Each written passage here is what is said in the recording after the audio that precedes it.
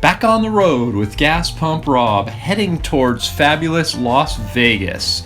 This video is dedicated to Vince, who is a preservationist of original, complete gas pumps, just like myself.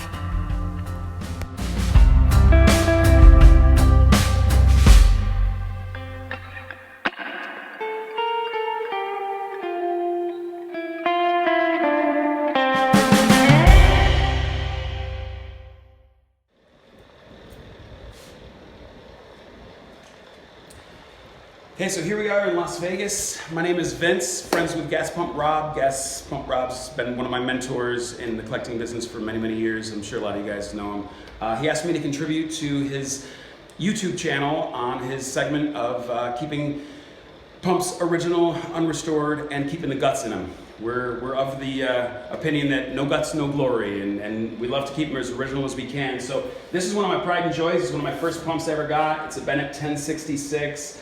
It's kind of the brother to the 966, the orange and green set that Sinclair had. But anyway, this is super original, this pump.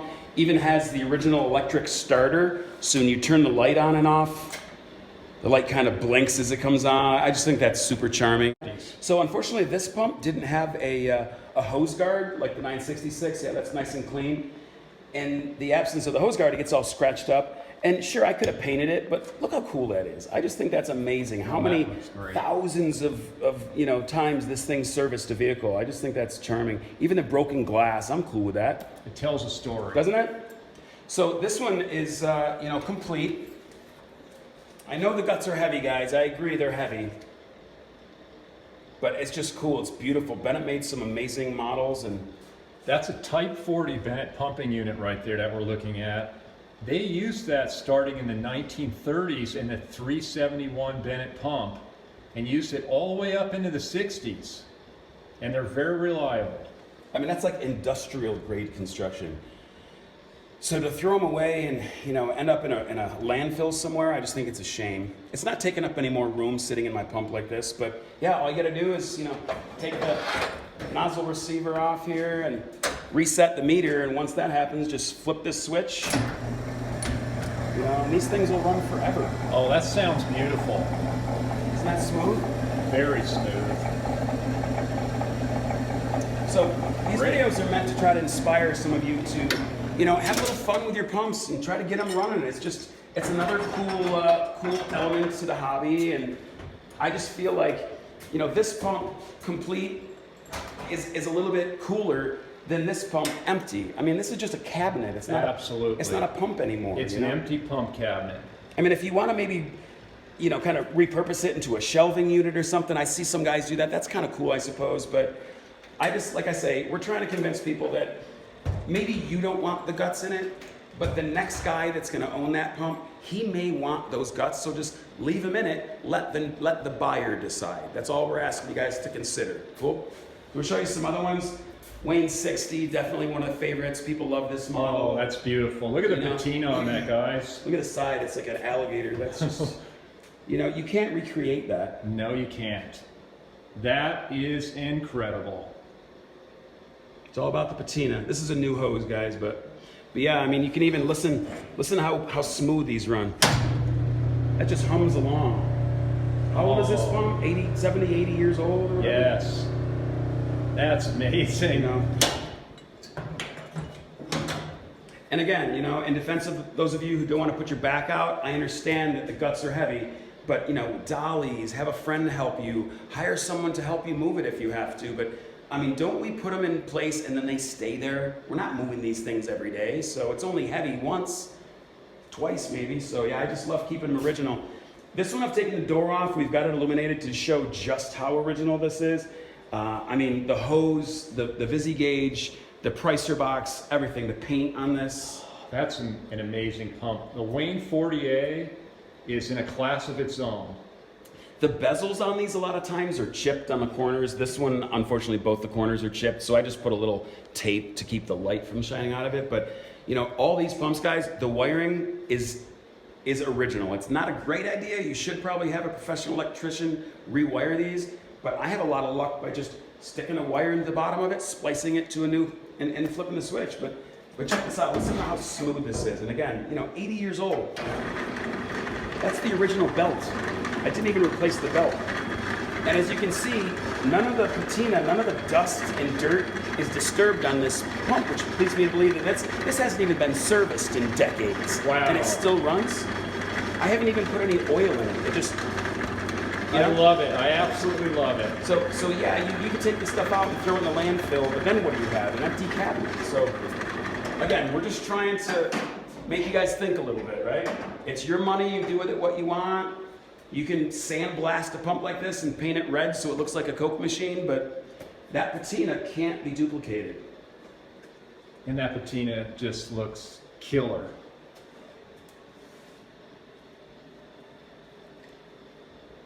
It even has the access door. Most of the time those access doors are missing. This one's complete. Yeah, I got lucky on these Waynes. Even the 60 has that access door with the always red paint on it. Look at that paint crazing. Look at that. Awesome. Wow. This is great. Thank you for the tour. It's history, Patina, Yes. patina defines age. Speaking of patina, yeah, these are some of my more rusty ones, but You got a Southwest 40. mm-hmm. Those don't come up often out in this area. I think those were manufactured in Texas. Yep, I think so. I think Bonham, Texas. You guys probably recognize the Tocom 39. The Tocom 39 here. It's not your typical 39 with the windows, the ad-glass windows. This one's a little more unique. It doesn't have the windows. The meter has been moved upward, and if you look at the window bezel, it's a cast aluminum window frame. And most of the Tocom 39 talls that you see have a stamped steel door, and the window frame is part of the stamped steel. Yeah, they made a lot of different models of this, didn't Yes, they did. So I think you could barely see. I think this would have been Phillips 66. It says Ethel. Oh, but again, look at that crazy, that patina. I mean, That's great. this looks like this thing was underwater or something, Like it's coral or something. You like cannot raw. reproduce that look. This one isn't necessarily that unique a pump. It's you guys probably recognize it as the Gilbarco 96C. But this one is a little unique, not only because it's complete, but both the doors on this have decals from Century 100, which was a pretty small company out of out of Indianapolis. And I think they were bought out by co-op. Someone will correct me if I'm wrong, but you can barely make out the Century 100 decal on that door, and on the other door as well. Oh yes, look at that. But again, I love that crackle paint. There's the only thing that'll do this is sun, wind, and rain. In time. For decades, Yes. time and time and time. So the time it took your cousin to paint the pump, I mean, come on. How can you match the effort of Mother Nature and time? You but just yeah, can't. but this pump, it really is a testament to the effort of the men that built these things back in the day. They still run like this. There's a little lid right here, and you pull it aside, and you can add a little oil to it if you need, because it squeaks a little bit. Yeah. But I mean, they're built to last. It's just amazing.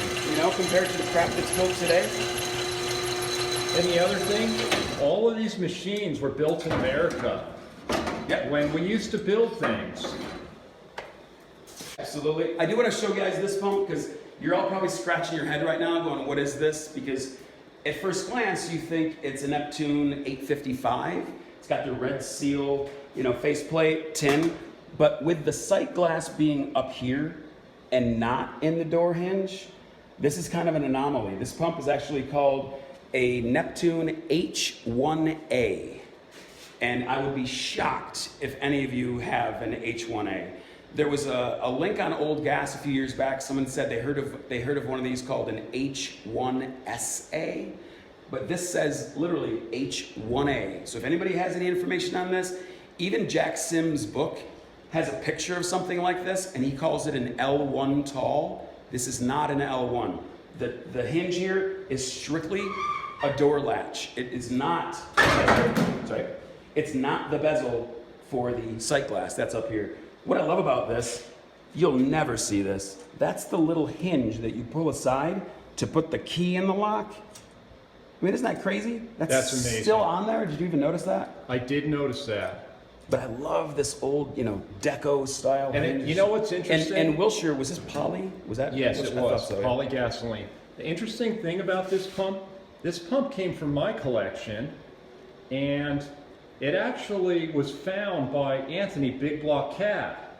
Oh. This pump came from Fontana, California, and then it went into my collection, and then I passed it on to Vince.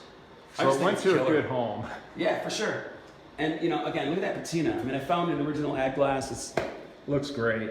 And I know you guys are gonna comment and say, these globes aren't period correct. And you're right, guys. These would have been on earlier pumps like Visibles, but I just like how the rusty globes looked with my patina, so that's why I threw them on there. I'm not trying to win any awards. This is just, a fun hobby for me. And again, these videos are just meant to make you guys think a little bit. No guts, no glory. Right on. Thank you very much, Vince. Thank you, Rob. Post comments, questions, and again, hopefully we can inspire you guys a little bit, and happy picking.